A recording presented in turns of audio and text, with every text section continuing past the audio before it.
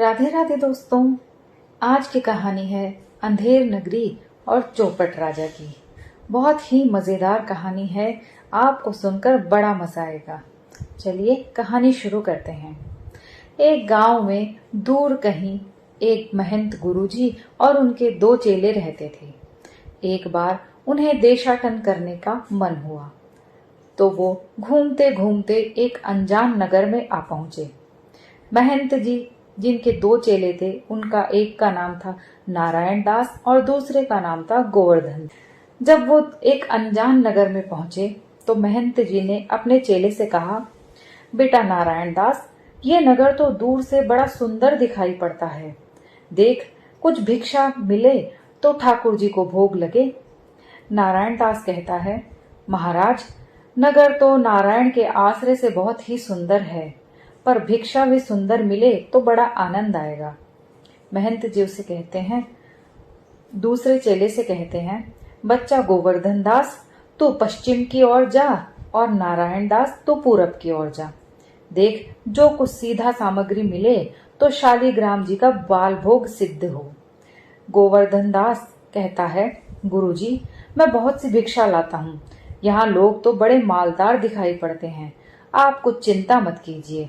महंत कहते हैं, देख बच्चा, बहुत लोभ मत करना, लोभ पाप का मूल है। हमें तो बस थोड़ी बहुत भिक्षा चाहिए। अब उनका चेला बाजार की तरफ जाता है और भिक्षा मांगने लगता है तो चारों तरफ देखता है कि उस राज्य में चने वाला, नारंगी वाला, हलवाई, बनिया, सब्जी वाला, चूरन वाला, सब किसी के पास जो भी सामान है सबका भाव एक ही है, टके सेर। वो सबसे अलग अलग जाकर पूछता है। बनिए से पूछता है, हाँ भाई बनिए, आटा कैसे दिया? बनिया कहता है, टके सेर बाबा जी। दाल कैसे दी? टके सेर। घी कैसे दिया? टके सेर। बाबा जी का चेला बड़ा आश्चर्यचकित हो जाता है। क्या बात है, यहाँ इस राज्य में हर वस्तु टके सेर बिकती है? बनिया कहता है, हाँ महाराज, यहाँ तो सब टके सेर ही बिकता है। अब बाबा जी थोड़ा आगे बढ़ते हैं और एक सब्जी बेचने वाली से पूछते हैं, क्यों भाई माई, ये गोभी कैसे दी? सब्जी बेचने वाली कहती है, बाबा जी टके सेर। आलू कैसे दिए? टके सेर। जो कुछ भी सामान पूछो सब टके सेर। चेला थोड़ा और आगे बढ़ता है और हलवाई की दुकान पर पूछता है, हलवाई, इस नगरी का नाम क्या है? हलवाई कहता है, अंधेर नगरी। तो गोवर्धन दास पूछता है, यहाँ का राजा का नाम क्या है? हलवाई कहता है, चौपट राजा। गोवर्धन दास कहता है, वाह वाह, अंधेर नगरी और चौपट राजा। तभी वो उससे मिठाइयों के दाम पूछता है। लड्डू कैसे दिए? टके सेर बाबा जी। हलवा कैसे दिया? टके सेर। जलेबी, गुलाब जामुन, खाजा, सब चीजें टके सेर। गोवर्धन दास को बड़ा अचंभा होता है। हलवाई कहता है, तो बाबा जी कुछ लेना देना हो तो लो। गोवर्धन दास कहता है, बच्चा, भिक्षा मांग कर 7 पैसे लाया हूँ, 3.5 सेर मिठाई दे दे। हम गुरु और चेले आनंद पूर्वक इतने में छक जाएंगे। हलवाई मिठाई तौलता है और बाबा जी मिठाई लेकर खाते हुए अंधेर नगरी का गीत गाते हुए अपने बाबा जी के पास चलते हैं। अंधेर नगरी, चौपट राजा, टके सेर भाजी, टके सेर खाजा। उधर जो महंत होते हैं वो और उनका दूसरा चेला नारायण दास एक दूसरे की राह देखते रहते हैं। तभी उन्हें गोवर्धन दास आता हुआ दिखाई देता है तो महंत उससे पूछता है, बेटा गोवर्धन दास, क्या भिक्षा लेकर आया है? तेरी गठरी तो बड़ी भारी मालूम पड़ती है। गोवर्धन दास कहता है, बाबा जी, बड़ा माल लाया हूँ, 3.5 सेर मिठाई है। महंत जी कहते हैं, देखूं तो, और मिठाई की झोली अपने सामने रखकर खोलकर देखते हैं। वाह वाह बच्चा, इतनी मिठाई कहाँ से ले आया? किसी धर्मात्मा से भेंट हुई है क्या? गोवर्धन दास कहता है, गुरु महाराज, 7 पैसे भीख में मिले थे, उसी से इतनी मिठाई मोल ली है। महंत जी कहते हैं, बच्चा, नारायण दास ने मुझसे कहा था कि यहाँ सब चीज टके सेर मिलती है, तो मैंने इसकी बात का विश्वास नहीं किया। बच्चा, वो कौन सी नगरी है और कौन इसका राजा है जहाँ टके सेर भाजी और टके सेर ही खाजा है? गोवर्धन दास कहता है, महाराज, अंधेर नगरी और चौपट राजा, इसीलिए यहाँ पर टके सेर भाजी और टके सेर खाजा है। महंत जी कहते हैं, तो बच्चा, ऐसी नगरी में रहना उचित नहीं है जहाँ टके सेर भाजी हो और टके सेर ही खाजा हो। इसलिए बच्चा, यहाँ से चलो। ऐसी अंधेर नगरी में 1000 मन मिठाई मुफ्त भी मिले तो किसी काम की नहीं। यहाँ हमें एक पल भी नहीं रहना चाहिए। लेकिन गोवर्धन दास जी को तो वो नगरी बहुत भा गई थी। वो अपने गुरु से कहता है, गुरुजी, ऐसा तो संसार भर में कोई देश ही नहीं, 2 पैसा पास रहने से ही मजे में पेट भरता है। मैं तो इस नगर को छोड़कर कहीं नहीं जाऊंगा। और जगह दिन भर मांगो तो पेट नहीं भरता, आए दिन उपवास करना पड़ता है। महंत जी उसे समझाते हैं, देख बच्चा, तू बाद में पछताएगा। परंतु गोवर्धन दास तो अपनी जिद पर अड़ा रहता है और कहता है, आपकी कृपा से कोई दुख ना होगा। मैं तो यही कहता हूँ कि आप भी यहीं रहिए। महंत जी कहते हैं, मैं तो इस नगर में अब एक क्षण भर भी नहीं रहूंगा। देख, मेरी बात मान, नहीं तो बाद में पछताएगा। मैं तो जाता हूँ, पर इतना कह देता हूँ कि कभी संकट पड़े तो मेरा स्मरण जरूर कर लेना। गोवर्धन दास कहता है, प्रणाम गुरुजी, मैं आपका नित्य ही स्मरण करूंगा। मैं तो फिर भी कहता हूँ कि आप भी यहीं रहिए। महंत जी नारायण दास के साथ चले जाते हैं और गोवर्धन दास बैठकर वहां पे आराम से मजे से मिठाई खाता है। दूसरी तरफ अंधेर नगरी के राजा के दरबार में एक फरियादी अपनी फरियाद लेकर पहुंचता है। दुहाई है महाराज, दुहाई है, हमारा न्याय होए। राजा कहता है, चुप रहो, तुम्हारा न्याय यहाँ ऐसा होगा कि जैसा यम जी के यहाँ भी ना हुआ होगा। बोलो, क्या हुआ? फरियादी कहता है, महाराज, कल्लू बनिया की दीवार गिर पड़ी, सो मेरी बकरी उसके नीचे दब गई। दुहाई है महाराज, न्याय हो। राजा नौकर से कहता है, कल्लू बनिया की दीवार को अभी पकड़ कर ले आओ। तो उसका मंत्री कहता है, महाराज, दीवार नहीं लाई जा सकती।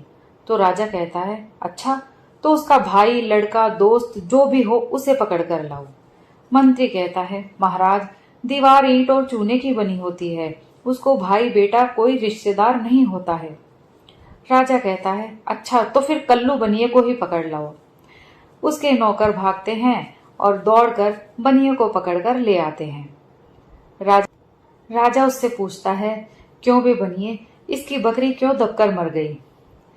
कल्लू कहता है, महाराज, मेरा कोई दोष नहीं है, कारीगर ने दीवार ही ऐसी बनाई कि गिर पड़ी। राजा कहता है, खून का बदला खून, जिसका भी दोष है उसे फांसी की सजा होगी। कल्लू कहता है, महाराज, मेरा तो इसमें कोई दोष नहीं है, सारा दोष तो कारीगर का है। राजा कहता है, अच्छा, इस कल्लू को छोड़ दो और कारीगर को पकड़कर ले आओ। राजा के नौकर भाग कर जाते हैं और कारीगर को पकड़कर ले आते हैं। राजा कारीगर से पूछता है, क्यों बे कारीगर, इसकी बकरी कैसे मर गई? सारा दोष तेरा है, तुझे फांसी की सजा होगी।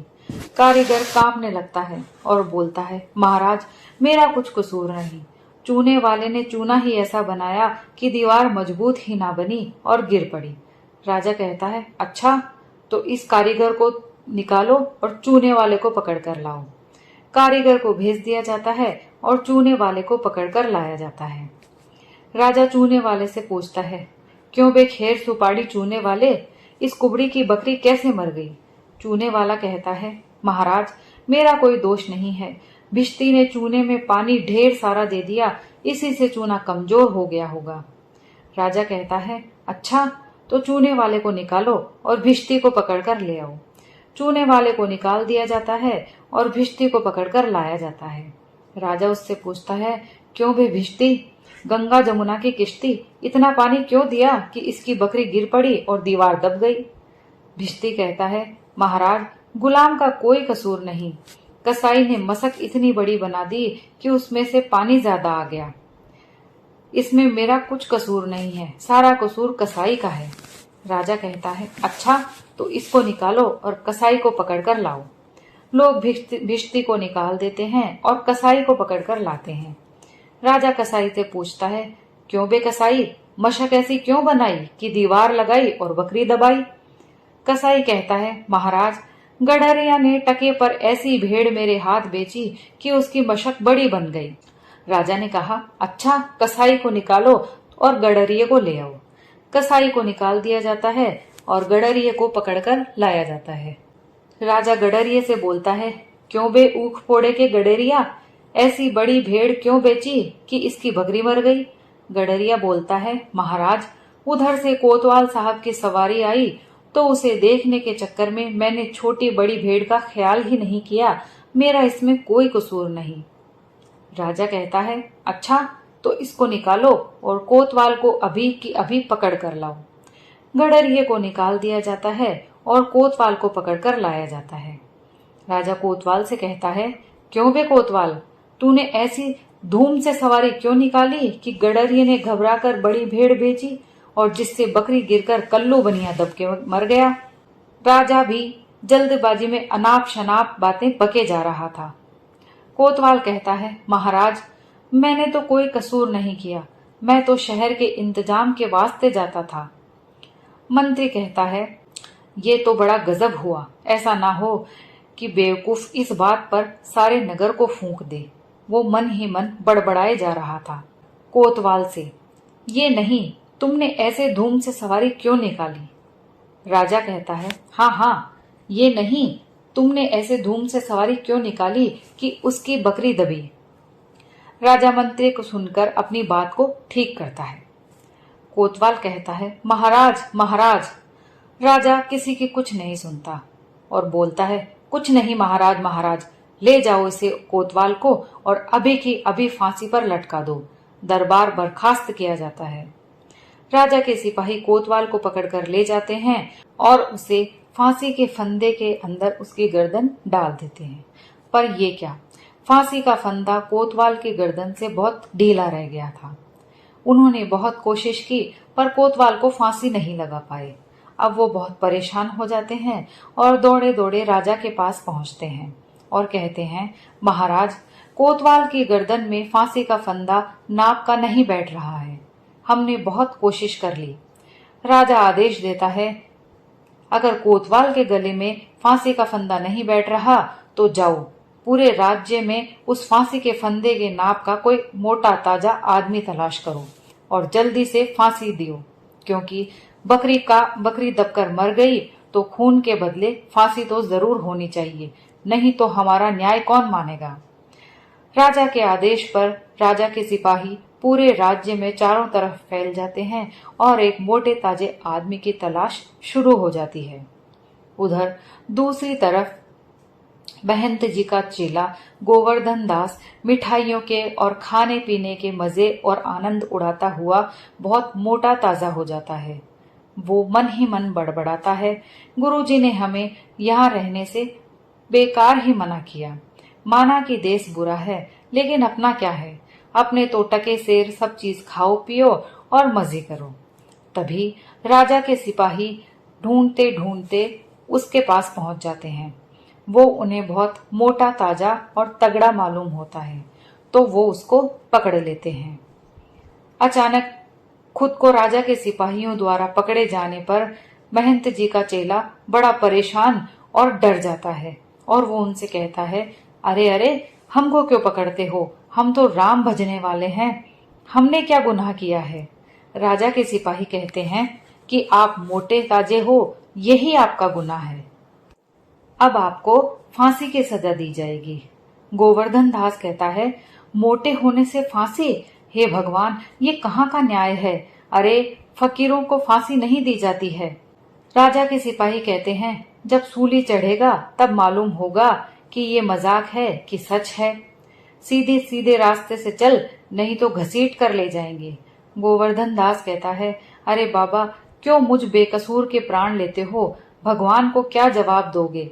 सिपाही कहते हैं, भगवान को जवाब तो राजा देगा, हमको क्या मतलब, हम तो हुक्म के बंदे हैं। गोवर्धन दास कहता है, तब भी बाबा, बात क्या है, मुझे बताओ तो सही, हम फकीर आदमी को नाहक फांसी क्यों देते हो? सिपाही कहते हैं, ये बात है कि कल कोतवाल को फांसी का हुक्म था। जब फांसी देने को उसको ले गए तो फांसी का फंदा बड़ा रह गया, क्योंकि कोतवाल साहब दुबले पतले हैं। हम लोगों ने महाराज से अर्ज किया, उस पर हुक्म हुआ कि एक मोटा आदमी पकड़कर फांसी दे दो, क्योंकि बकरी मारने के अपराध में किसी न किसी की सजा होना जरूरी है, नहीं तो न्याय नहीं होगा। इसी वास्ते तुमको लेकर जा रहे हैं कि कोतवाल के बदले तुम्हें फांसी दे दें। गोवर्धन दास कहता है, तो क्या और कोई मोटा आदमी इस नगर भर में नहीं मिलता जो मुझ अनाथ फकीर को फांसी दे रहे हो? सिपाही कहते हैं, इसमें दो बात है। एक तो नगर भर में राजा के न्याय के डर से कोई मोटा होता ही नहीं है। दूसरे, और किसी को पकड़े तो वो ना जाने क्या बात बनाए कि हम ही लोगों के सिर कहीं ना गहराए, और फिर इस राज में साधु महात्मा इन्हीं लोगों की तो दुर्दशा है। इससे ही तो तुम्हें फांसी देंगे। गोवर्धन दास कहता है, दुहाई उस ईश्वर की, अरे मुझे बिना मतलब क्यों मारते हो? अरे यहाँ तो बड़ा ही अंधेर नगर है। गुरु महाराज ने मुझे कहा था, लेकिन मैंने उनकी बात ना मानी और उसी का फल मुझे भोगना पड़ रहा है।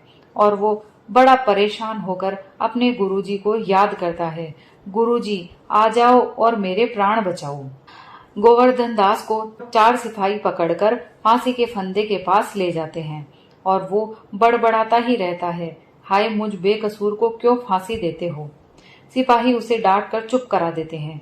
अबे चुप रह, राजा का हुक्म भला नहीं टल सकता।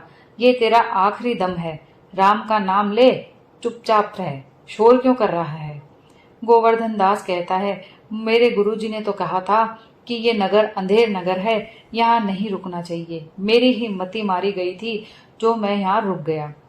तभी उसके गुरु आ जाते हैं और वो उसे देखकर कहते हैं, अरे बच्चा गोवर्धन दास, तेरी ये क्या दशा हो गई? गोवर्धन दास हाथ जोड़कर कहता है, गुरुजी, दीवार के नीचे बकरी दब गई और इसके लिए मुझे फांसी दे रहे हैं, मुझे बचा लीजिए। गुरुजी कहते हैं, अरे बच्चा, मैंने तो पहले ही कहा था कि ऐसे नगर में रहना ठीक नहीं है, लेकिन तूने मेरा कहना नहीं माना। गोवर्धन दास कहता है, आज के बाद कान पकड़ता हूँ, जिंदगी भर आप ही का कहना मानूंगा, बस आज मुझे बचा लीजिए। महंत जी सिपाहियों से कहते हैं, देखो, मुझे अपने शिष्य को अंतिम उपदेश देने दो, तुम लोग जरा किनारे हो जाओ, अगर मेरा कहना ना मानोगे तो तुम्हारा भला ना होगा। सिपाही कहते हैं, नहीं नहीं महाराज, हम लोग हट जाते हैं, आप बेशक उपदेश दीजिए। सिपाही एक तरफ हट जाते हैं और गुरुजी चेले के कान में कुछ समझाते हैं। तब गोवर्धन दास कहता है, तब तो गुरुजी, अब तो हम ही फांसी पर चढ़ेंगे। और गुरु कहता है, नहीं नहीं बच्चा, मुझे फांसी पर चढ़ने दे। और गोवर्धन दास कहता है, नहीं, हम फांसी पर चढ़ेंगे। दोनों के बीच बहस होने लगती है। दोनों की बहस को देखकर सिपाही चकित हो जाते हैं और एक दूसरे से कहते हैं, भाई ये क्या माजरा है, कुछ समझ नहीं आ रहा। और दूसरा कहता है कि मुझे भी समझ नहीं आ रहा। तभी राजा, मंत्री और कोतवाल उधर आते हैं। राजा पूछता है, ये क्या गोलमाल है?